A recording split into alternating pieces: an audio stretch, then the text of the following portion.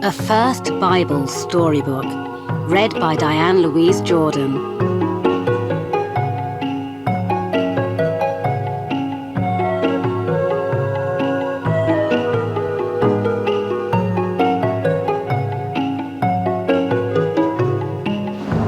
The Old Testament. God makes the world.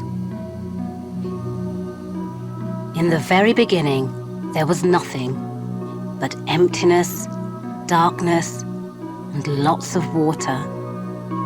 Then God said the word, and the world was filled with light. He had made the first ever day. But he saw that darkness was good too, so he kept it and called it night. On the second day, God divided up the water. He kept some to be the sea. The rest he put up in the sky and made heaven to keep them apart. On the third day, God put the seas in their proper places and dry land appeared between them. He told the earth to start growing trees and grass and plants. On the fourth day, he made 2 big lights to hang in the sky, the sun by day and the moon by night, and all the stars that keep them company. On the 5th day, God made all the creatures that live in the water, fishes, whales, dolphins, and octopuses, and then he made all the birds that fly in the air, from the great eagle to the tiny wren. But the 6th day was the busiest of all. God made all the animals that live on the land, not just the big ones like the buffaloes and elephants and tigers, but everything, right down to the smallest beetle that creeps through the grass. And finally, he decided to make some people who would be like him, a man and a woman, to look after all the animals. God saw that the world he had made was good. On the 7th day, he rested.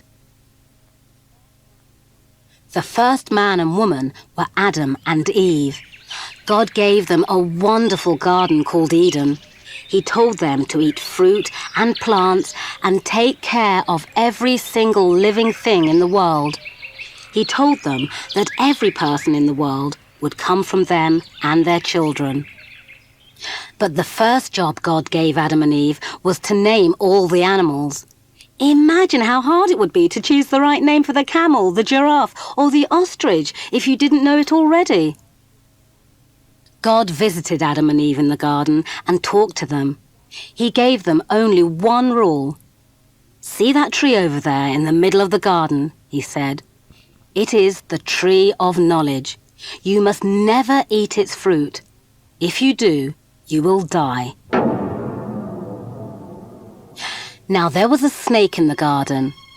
It slithered up to Eve and hissed, "Why don't you pick that ripe fruit from the tree in the middle of the garden?" And Eve said, "God told us not to. If we do, we will die." "Nonsense," said the snake. "God just wants to keep the best fruit for himself." The fruit looked tasty, so Eve picked one and took a big, juicy bite. It was so good, she shared some with Adam. Straight away, they felt shy and ashamed and realized they had no clothes on. As soon as God realized they had eaten the forbidden fruit, a sadness as big as the whole world came over him. He gave Adam and Eve clothes and sent them out of the garden to raise their children and live without ever seeing Eden again. To make sure, he put an angel with a fiery sword to guard the gate. And all because they'd done the one thing he'd asked them not to do.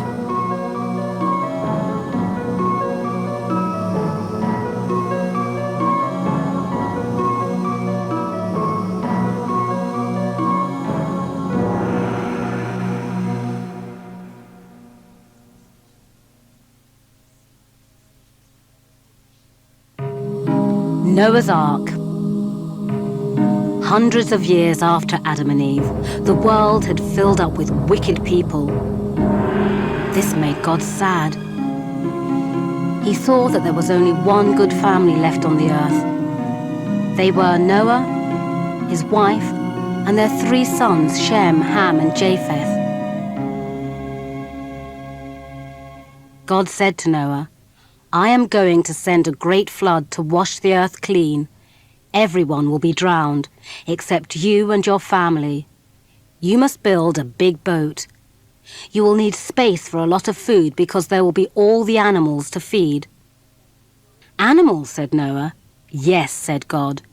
2 of each sort, a male and female, including birds and creepy crawlies, and even snakes. God told Noah exactly how to build the boat, which was called an ark. All Noah's family had to help, his sons and their wives, because they were all going on the ark too.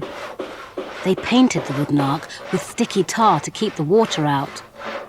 Noah's neighbours thought he was mad. "A boat?" they laughed. "Haven't you noticed there's no sea around here?" But Noah kept on building. As soon as the ark was ready, Noah took out his list of animals. His family had been rounding them up for weeks. How the neighbours stared! 2 by 2, the animals entered the ark. The bears lumbered, the reindeer pranced, the giraffe swayed, and the snakes slithered. The elephants were terribly slow. The lions padded behind. The parrots squawked, and the wolves howled. The swift cheetahs overtook the crawling crocodiles and leaping kangaroos. Soon, the ark was alive with animals. It was full of hay and oats, and food for the family too. The sky was getting very dark. "Hurry up!" cried Noah to the waddling penguins. As the tortoises crept up the gangplank, the first drops of rain began to fall. It was as if God had opened a window in heaven and poured water out. Rain cascaded from the sky, filling all the valleys. Thunder rumbled and lightning flashes cracked the sky in two. The people who had laughed at Noah tried to escape the rising floodwater, but only the ark was lifted safely to the top of the swirling water, rising higher than the mountain tops. For 40 days and 40 nights, rain drummed on the roof of the ark. Then, one morning, everything was quiet. The rain had stopped, and the sun was shining again. The ark drifted for months until it bumped into some rocks. Slowly, the flood waters sank down, and then Noah saw the ark had settled on the high mountain tops of Ararat. How the animals longed to get off, but Noah wanted to be sure it was safe. 3 times he sent a dove out from the ark. The first time, the dove flew straight back. The second time, it had an olive leaf in its beak. The third time, the dove didn't come back at all. It had found somewhere green and fresh to live. So Noah lowered the gangplank and the animals bounded out of the ark. As the birds flew away, Noah saw a beautiful arch of colours glowing in the sky. It was the first rainbow. God promised that he would never again destroy life on earth. The rainbow would remind him of his promise.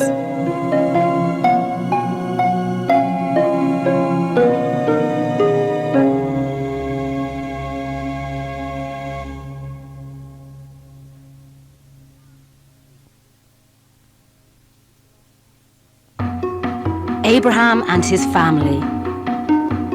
After the flood, Noah's family grew and grew. All the people on the earth were descended from Noah and his wife, and one of them became very special to God. The man's name was Abraham, and his wife was Sarah. One day, God sent for Abraham and told him that if he went where God led him, he would become the father of a great new nation. Abraham was puzzled because he and Sarah had no children, but he did as God told him. Abraham gathered all his people together and with Sarah and his nephew Lot set out for Canaan. When they were nearly there, Lot and his people decided to turn to the east, and Abraham and Sarah went to the west. God spoke to Abraham again, telling him that all the land around him would belong to him and his family. He also said that Sarah would have a son. "Your family will be as many as there are stars in the sky," he said. Abraham was amazed. Surely Sarah was too old to have a child. Sarah was very surprised to have a baby at last. They called their son Isaac. But when Isaac was still a little boy, God decided to give Abraham a terrible test. He wanted to see how much Abraham loved him. God told him to take Isaac up a high mountain and kill him. Abraham was horrified, but he did not tell Sarah what God had said. He loaded a donkey and took Isaac with him, as if they were just going out for a picnic. Isaac carried the wood, and they set off to climb the mountain.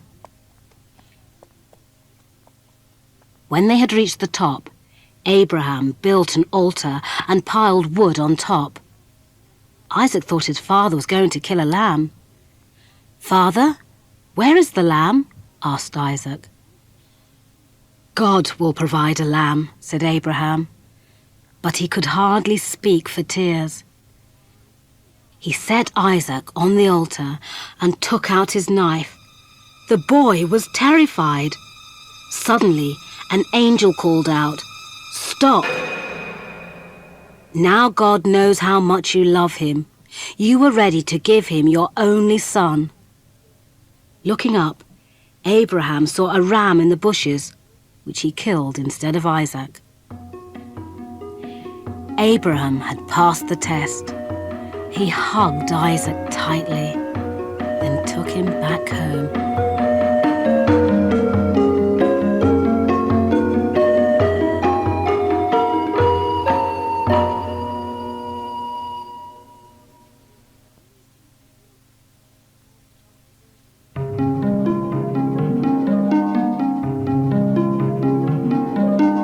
Joseph and his rainbow coat.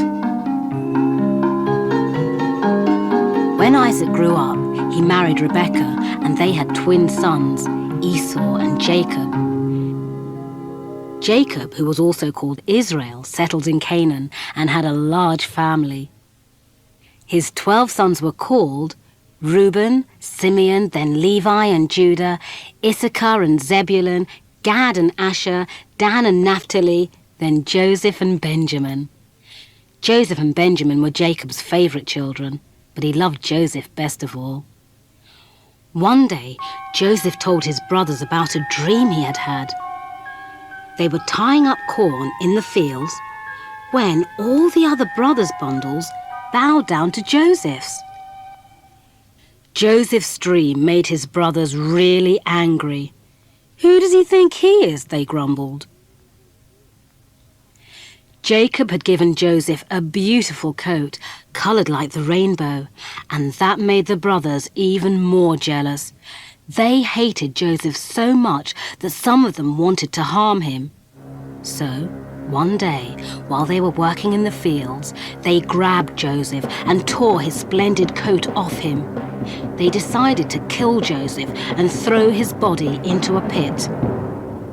But Reuben disagreed and said, "Let's just leave him at the bottom of the pit." Reuben secretly meant to come back later and rescue Joseph. Later, while Reuben was busy, the other brothers sold Joseph to some merchants who were travelling to Egypt. Then the brothers smeared the rainbow coat with goat's blood and told Jacob his favourite son had been killed by a wild beast. When the merchants reached Egypt, they sold Joseph to the captain of Pharaoh's guard. Joseph worked hard, and after some years, he was made head of all the household. One day, Pharaoh had a nightmare which no one could explain. Joseph had strange dreams himself and was good at knowing what they meant. So the Pharaoh sent for him. In Pharaoh's dream, 7 fat cows came out of the river to graze. Then, 7 thin cows followed the fat cows out of the water and gobbled them up. But the thin cows didn't get any fatter. Joseph told Pharaoh that the dream meant Egypt was going to have 7 years of good harvests, followed by 7 years of famine. Pharaoh was so impressed by Joseph's explanation, he put him in charge of building barns to store extra food for the bad years. And Pharaoh's dream came true, just as Joseph said. Years later, during the famine, 11 visitors came from Canaan to ask for food. They were Joseph's brothers. He knew who they were immediately, but they had no idea who this powerful Egyptian was. Joseph decided to test his brothers to see if they had changed. He gave them all the food they could carry, but in Benjamin's sack, he hid his special silver cup. The brothers set off for home, but they had not gone far when Joseph's guards rode after them and found the cup in Benjamin's sack. The brothers were arrested and brought to Joseph. He pretended to be angry. "The rest of you can go free," he said, "but the one who stole my cup shall stay and be my slave." The other brothers were horrified. Their father had already lost one of his favourite sons. It would break his heart if they went back without Benjamin. "Take one of us instead," they begged. Then Joseph knew they had really changed. He told them who he was and asked them to fetch Jacob so they could all live together in Egypt.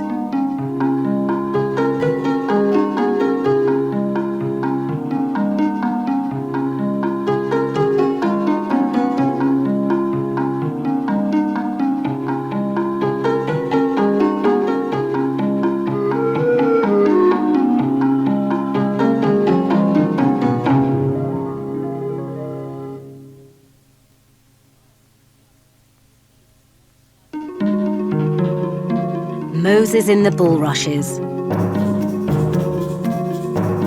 Jacob's family, the Israelites, grew very large. Long after Joseph and his brothers were dead, there were lots of them living in Egypt. The new Pharaoh did not like so many Israelites being in his country. First, he made them work as slaves. Then he ordered that all Israelite boy babies should be killed. So Israelite women gave birth in secret. One family decided to save their newborn son in an unusual way. Even the baby's big sister Miriam was in on the plot. They kept the baby hidden till he was 3 months old. By then he was sleeping less and it was harder to keep him a secret. So his mother wove a basket out of reeds and Miriam helped. They coated the basket with mud and tar and let it dry. It was like a tiny boat. The baby's mother put him in his little basket boat and carried him to the river. She put the basket gently in the water where it was half hidden by bulrushes and reeds. Pharaoh's daughter came down to the river to bathe as she did at the same time every day. "What is that in the reeds?" she asked. "It looks like a basket." One of her servants brought the basket to her. "It's a baby!" exclaimed the princess. "It must be one of the Israelite children. I shall save him, and he shall be my son." All this time, Miriam had been hiding in the reeds, watching out for her baby brother. "Your Highness," she said, "I know an Israelite woman who will nurse the baby for you." "Good," said the princess. "The baby must have milk." The baby was looked after by his own mother until he was old enough to go to the palace and live with Pharaoh's family. The princess called the baby Moses, which means taken from the water.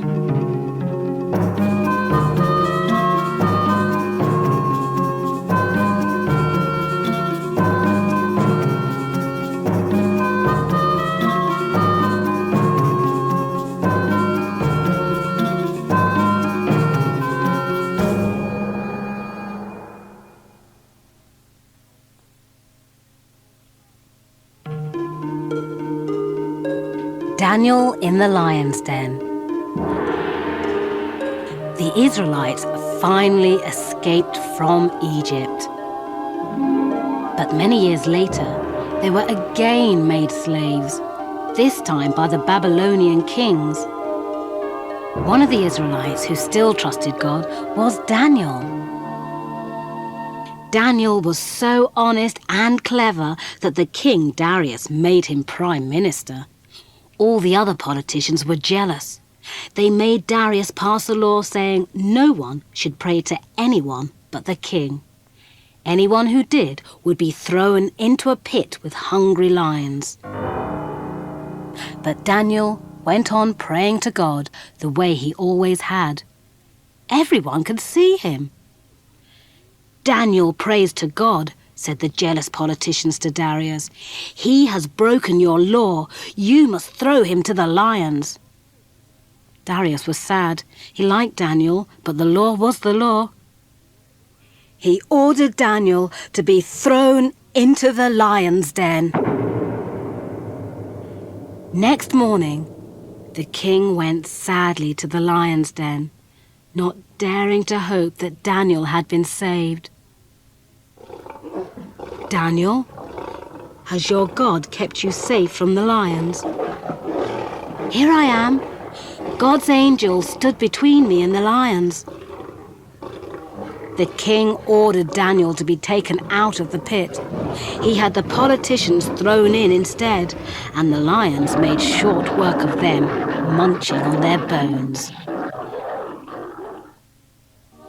And Darius ordered all his people to respect Daniel's God.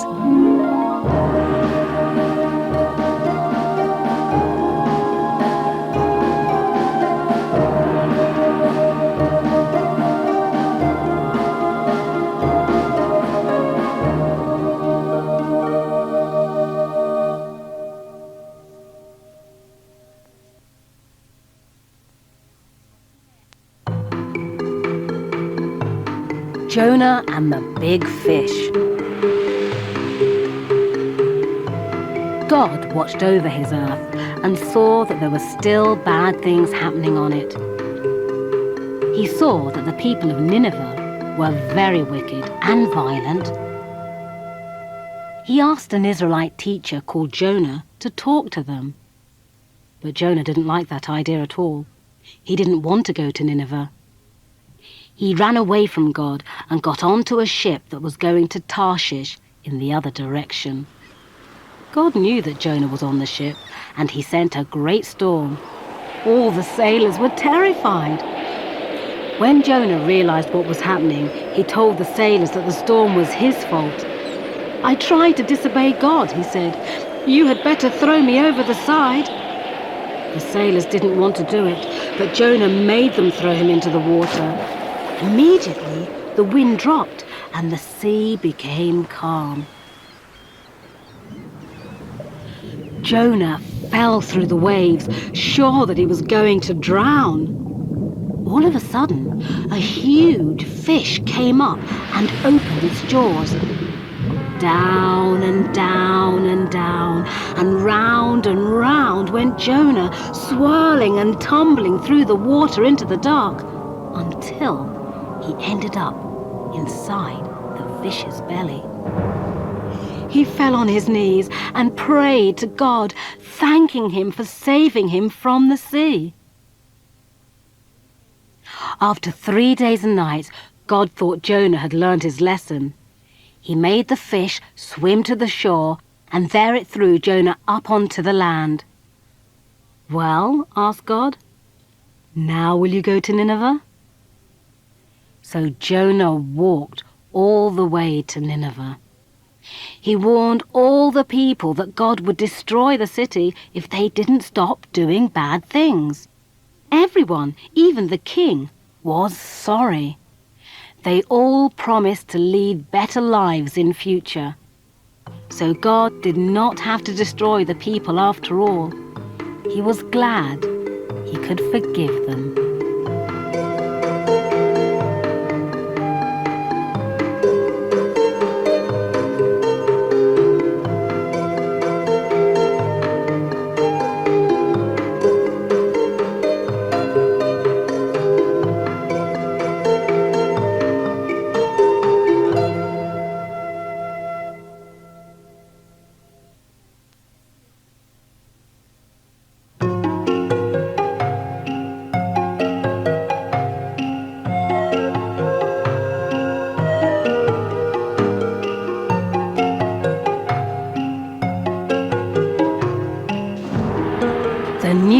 Testament. The first Christmas.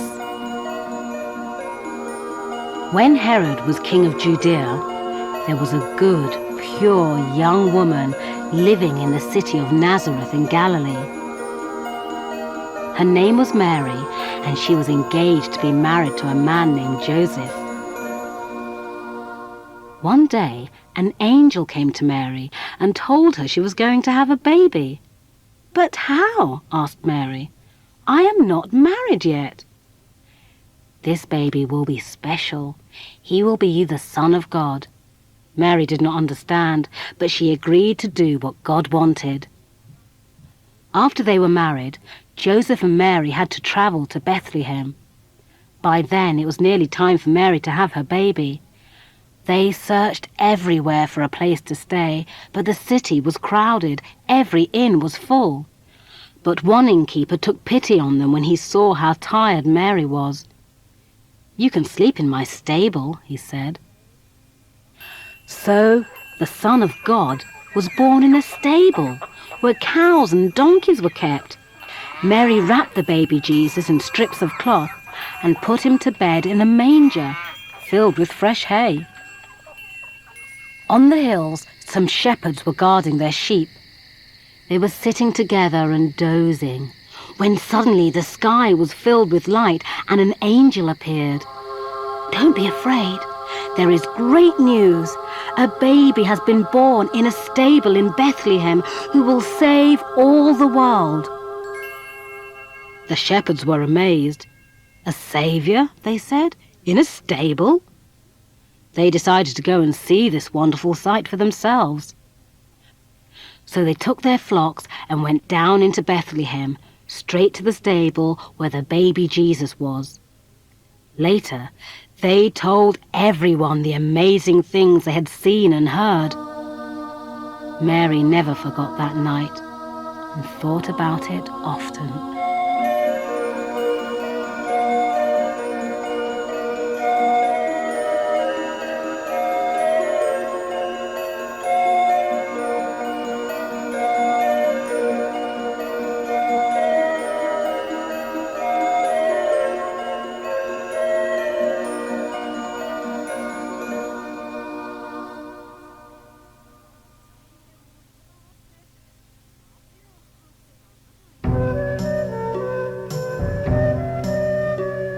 Three wise men.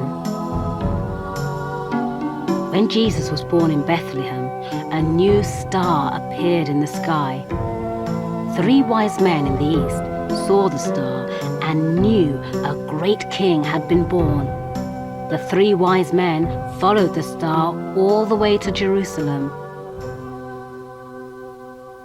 They went straight to King Herod's palace and asked, "Where is the new king?"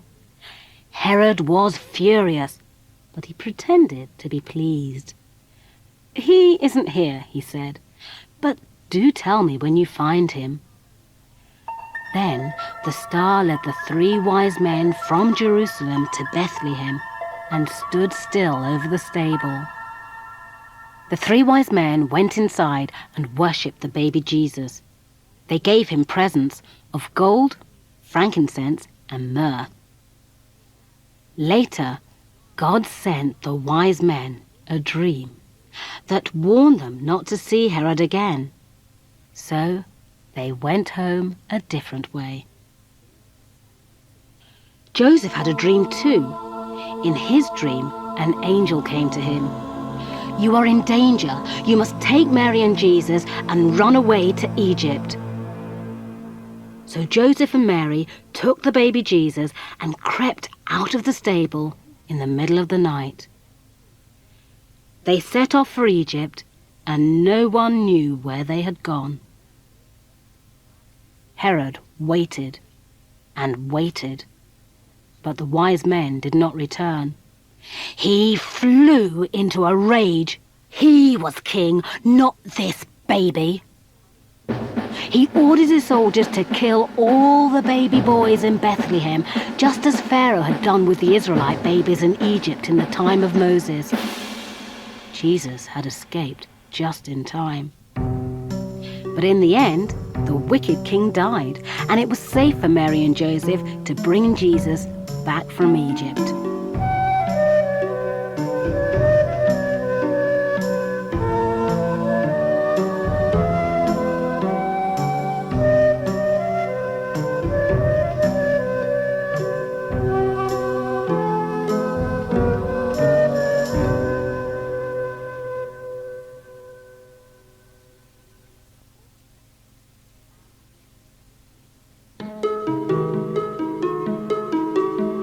Jesus is lost and found. Jesus grew up happily in Nazareth. Joseph was a carpenter and made furniture in his workshop. When he was bigger, Jesus helped in the workshop with Joseph. One day, when Jesus was 12 years old, Mary and Joseph took him to Jerusalem for the feast of the Passover. When the feast was over, Mary and Joseph set off on the long journey back to Nazareth. They had lots of friends and relations with them, so that almost a whole day passed before they realized that Jesus wasn't with them. He was lost. Frantic with worry, Mary and Joseph turned back towards Jerusalem. They searched for Jesus for 3 whole days. At last, they went sadly to the temple. And there he was. The boy was sitting with the oldest, wisest people, not just listening, but asking them questions. And they were asking Jesus questions too, just as if he was a wise old man. Mary and Joseph rushed forward. "What have you been doing? We have been worried sick about you. We thought you were lost." "You shouldn't have worried. I must do what my Father wants me to do." Mary and Joseph did not really understand Jesus. Most of the time, he was just an ordinary little boy. But Mary never forgot that he was special.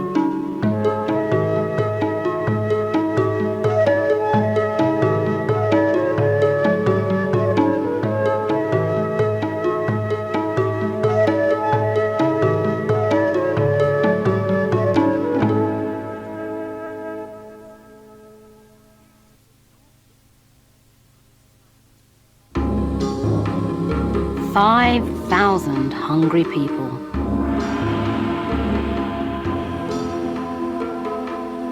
When Jesus grew up, he left his family and traveled all over the country telling people about God. He chose some friends to join him. They were called his disciples. One day, Jesus was preaching in a deserted place far from any town. A huge crowd gathered to listen to him, and more people arrived throughout the day.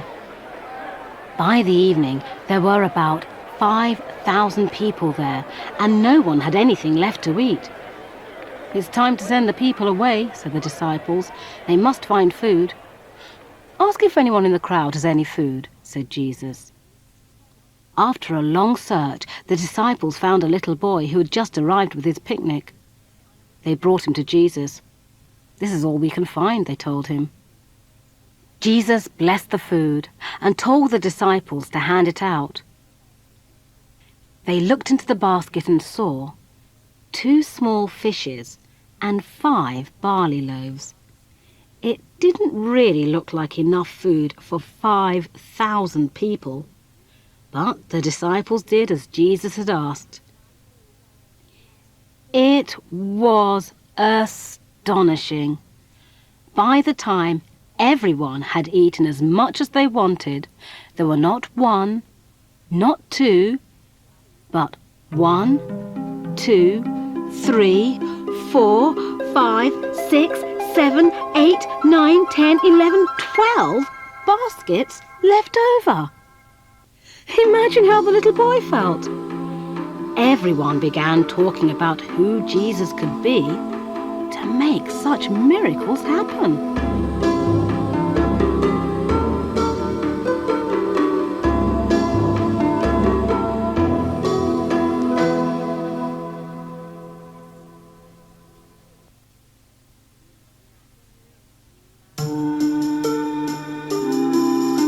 Last Supper. Jesus kept on teaching people about God, and it made some powerful people angry. They began to plot against Jesus to see if they could get rid of him. Then, one Passover, Jesus went to Jerusalem with his disciples. Not everyone was pleased to see Jesus. Some of the disciples went ahead and found a room where they could eat the special Passover meal together. When everyone was at the supper table, Jesus blessed the bread and the wine. He gave them to the disciples, saying, "This is my body and blood, which is given for you. Remember me." Jesus knew that Judas, one of the 12 disciples, was going to betray him to those people who hated him. During the meal, Judas slipped quietly away from the table. Jesus knew he was going to be killed, so he went to pray in a garden nearby. He asked his disciples to pray with him, but they fell asleep. Later, Judas came and kissed Jesus. That was a sign for the soldiers who came forward to arrest Jesus. When the disciples saw the soldiers, they ran away. Jesus was taken to Pontius Pilate, the governor of Judea. "Are you the king of the Jews?" asked Pilate. "You say that I am," said Jesus. Pilate said, "This man has done nothing wrong. He should not die." But the people shouted, "Crucify him!" Pilate didn't want to be blamed for Jesus' death, but he had to agree with the people's choice. Jesus was led away to his death.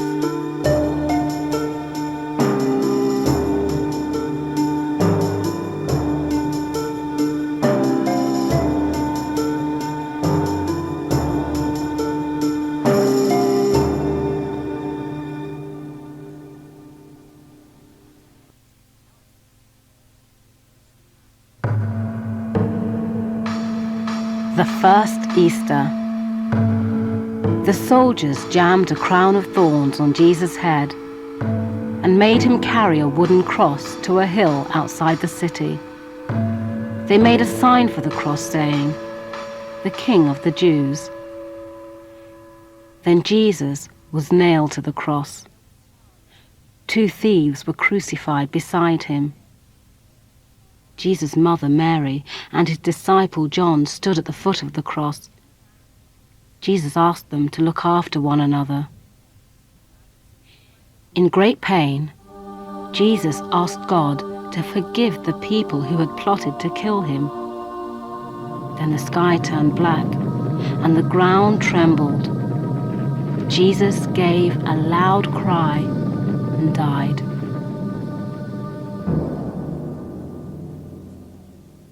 One of the soldiers there, who saw all of this happen, said, "Truly, this man was the Son of God." Jesus' friends gently took his body down from the cross and laid it in a cave. Then they rolled a huge stone across the mouth of the cave. All the next day, which was Saturday, the Jews' holy day, Jesus' family and friends hid from the soldiers and cried because Jesus had died. On Sunday morning, they went to visit his tomb, but the stone had been rolled back, and Jesus' body was gone.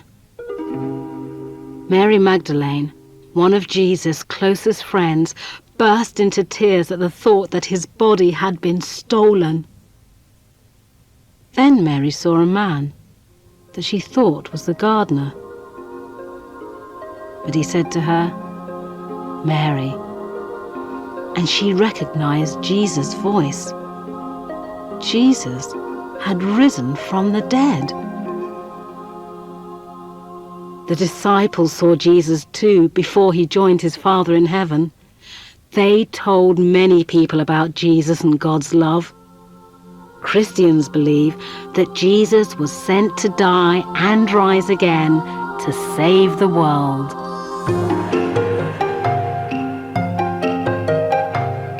You have been listening to a First Bible Storybook. I'm Diane Louise Jordan. Thank you for listening.